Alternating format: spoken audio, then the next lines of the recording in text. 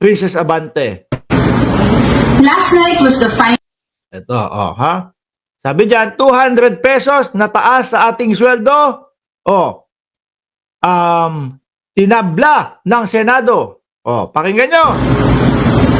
Let's not sugarcoat it. The Senate killed the 200 peso wage hike bill. Yan, diretsahan, ano? Sabi ko sa inyo kung si Atty. Claire Castro ho, mga bossing, medyo malumanay, pero may kurot.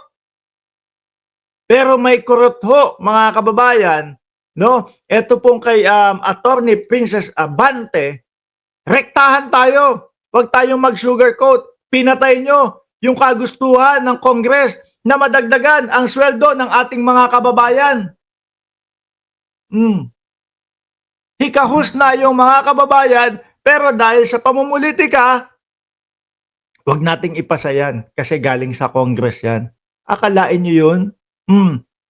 Mga DDS, yung mga pinagtatanggol nyong senador, di ba? Masaya kayo kasi bakit? Pinipigilan nila. Pinipigilan nila yung impeachment. No, malungkot kayo sa Congress kasi nga inimbestigahan ng malaliman, nalaman. Lahat lang pwede nating itanong sa Vice Presidente, ayaw nyo yun, di ba? Ayaw nyo nga kasi idol ninyo yang mga Duterte.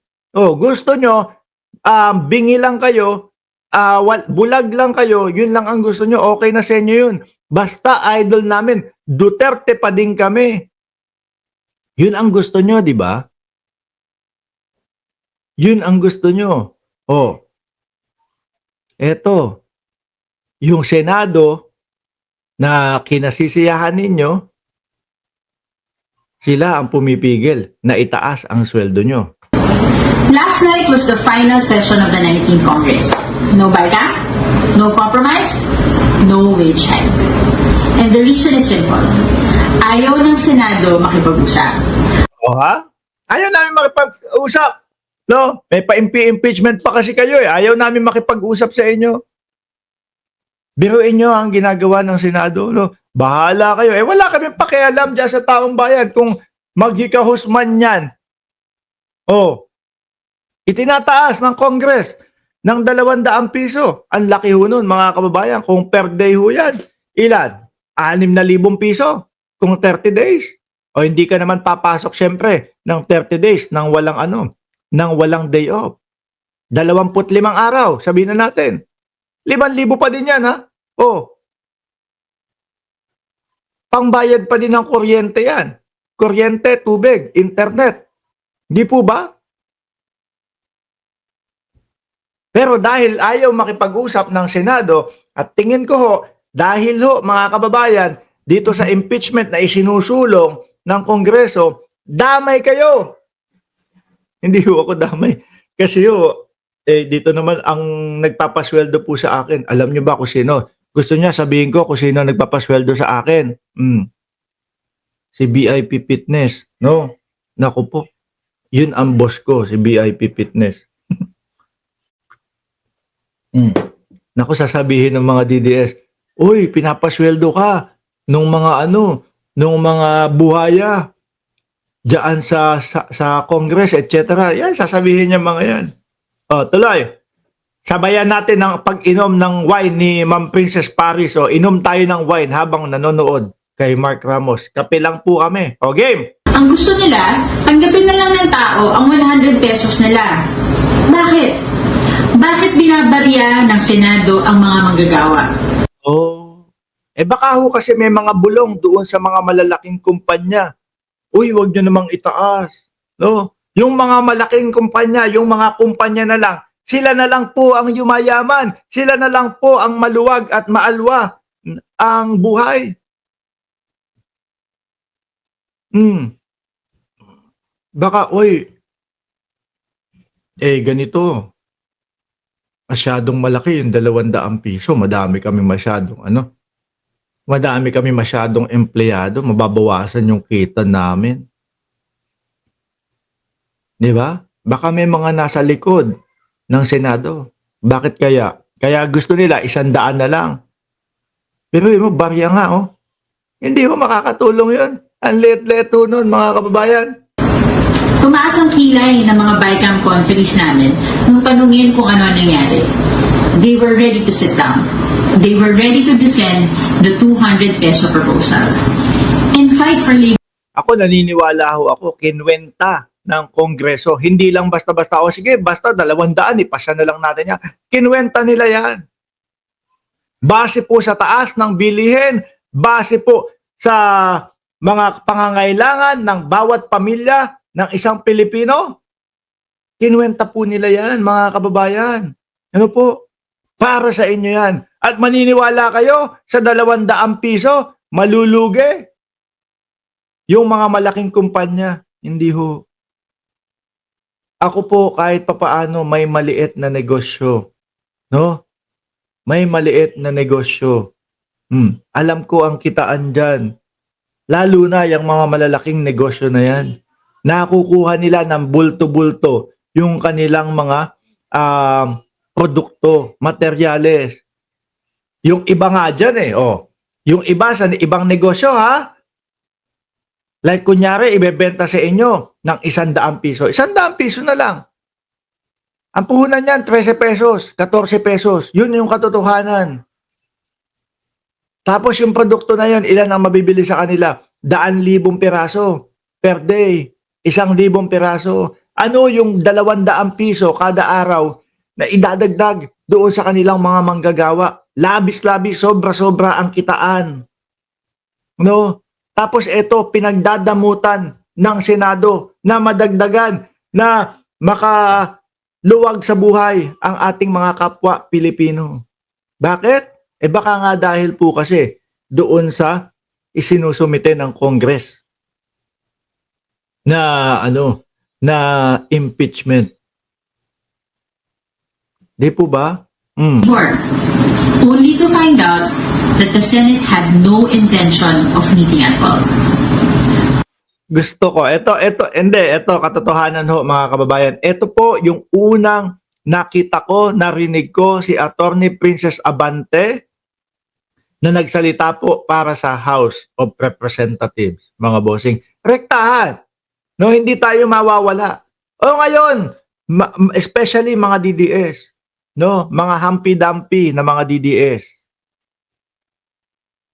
Ngayon, gusto na palang ibigay, gustong mapasa ng Kongreso na madagdagan ang inyong mga sweldo. Tahimik na lang kayo? No? Okay, Senate, kasi yan ang nagtatanggol sa impeachment ni Inday Sara Duterte. Ayos lang, okay lang sa inyo. Di kayo lang yan. Bahala kayo dyan. Di ba? Kaya napag-iiwanan ho itong mga ito Kaya po 20 pesos na bigas, araw-araw iniiyak nitong mga hampi-dampi, mga bossing. Kasi po, puro na lang, wala, Duterte kami. We were ready to deliberate. We came in good faith. But what the Senate gave us was a take it or leave it ultimatum. Wala silang balak makipag-usap. Ang gusto nila, susunod lang kami sa gusto nila. That's not how democracy works. And that is not how we should serve the people. Correct. Parang tayo ho, mga kababayan. Tayo, halos karamihan po ng taong bayan, ano po ang sinasabi? Ang forthwith, ito pagkakaintindi namin, yung mga law, miski mga law firm nga po mga school of law, mga dean ng school, di po ba mga profesor, mga malalaking universidad. Ito po ang pagkakaintindi namin sa sinasabi ng konstitusyon, shall forthwith to trial, for trial. Pero ang Senado iba po para sa kanila. Dahil kami ang nakapuder dito, wala kayong magagawa. Ito ang gagawin namin kung ano ang gusto namin. Di ho ba? Mga boss? Nawawala na yung demokrasya. Di ba? Kung sino na lang ang nakaposisyon, kung sino ang nasa border, kami ang masusunod. Ganyan din po, parehas na parehas po. Ito, 100 lang ang gusto namin. Leave it, take it or leave it, okay na yun. No? Hindi na natin pag-uusapan. Ang Congress, ito po sir ito yung kwentada namin dyan oh. Kaya kailangan talaga 200 piso ang maidagdag sa mga kapwa natin Pilipino. Kaya po, nasa Asia, yung karamihan ng mga malalaking kumpanya dahil po mura ang pasweldo sa Asia. No? Lalong-lalo na sa Pilipinas, mga bossing. Let's say example, Apple. Apple alam ko nasa nasa China. Ano po, kunyari na lang nasa Pilipinas kasi mababa naman din ho wala na yata sa China, umalis na dahil nga din sa 145% na taripa ni Donald Trump. Apple, ilalagay nila yung kumpanya nila sa Pilipinas. Bakit to? Kasi sa Pilipinas, ano lang to hindi to yung eksakto. Kasi let's say sabihin na lang natin, 1,000 na lang para madali ang kwentahan. 1,000. No? Ang 1,000 ho, mga kababayan, ay 18 dolyares ho, mga bossing. $18. 1,000 per day ng manggagawa sa Pilipinas. Sobra-sobra ho yan Napakalaki ho yan, mga bossing. Ngayon 1,000 sa Pilipinas. Pag kasi pinagawa nila o nilagay nila yung kumpanya nila sa Estados Unidos, 20 dolyares per ora ang babayaran nila. Which is, tutubo pa din sila dun. Ito, binabarat nila yung kapwa natin Pilipino, 200 konti, $4 lang yon. No? Pero hindi maibigay ng Senado. Pinepersonal ata ang Kongreso. Ayaw pakinggan. Ito po yung kwentada namin dyan, 200 kasi po ganito, ganyan. Naniniwala kayo pag-aalisan yung mga malalaking kumpanya dahil po sa dagdag na $4 versus po kung gagawin nila kung lalagay nila ang kumpanya nila o yung establishmento nila doon sa lugar nila 20 per ora. Multiply mo sa 8. $160. Magkano po iyon, mga kababayan? Times 50 na lang, wag na 55. Di po ba? 8,000 per araw. 8,000 per araw. Ito hinihingi 200 per araw. Yung Senado ayaw makipag-usap. Binabarat kayo 100 lang. Take it or leave it. Kung ayaw nyo, di wag. Wag na natin pag-usapan yan. Ganun ang gusto nyo. Di ba? Kasi kinakampihan kayo sa impeachment.